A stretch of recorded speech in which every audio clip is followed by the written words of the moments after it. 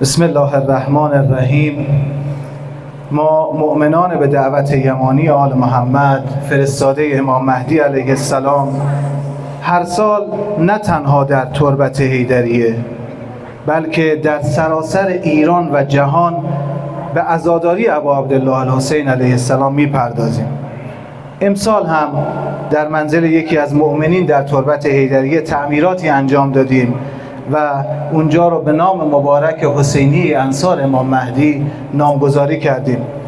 اما متاسفانه ماموران شهرداری با اون فشاری که از عوامل بالا سر بهشون وارد شده بود کاملا غیرقانونی و ضربتی در روز پنجشنبه 14 تیر ماه 1403 اقدام به تخریب دیوار داخل حیاط منزل کردند و در جمعه 15 تیر ماه 1403 متاسفانه حسینیه رو پلم کردند.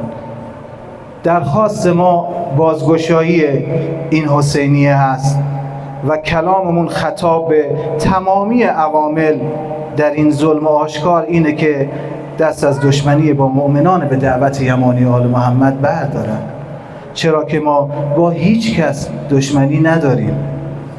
و به کلام آقای خامنه‌ای رهبر ایران عزیز که فرمودند در ایران آزادی عقیده است عمل کنید و سلام علی من اتبع الهدی. صلوات بفرستیم. اللهم صل علی محمد و آل محمد الائمه و المهدی و سلم تسلیما.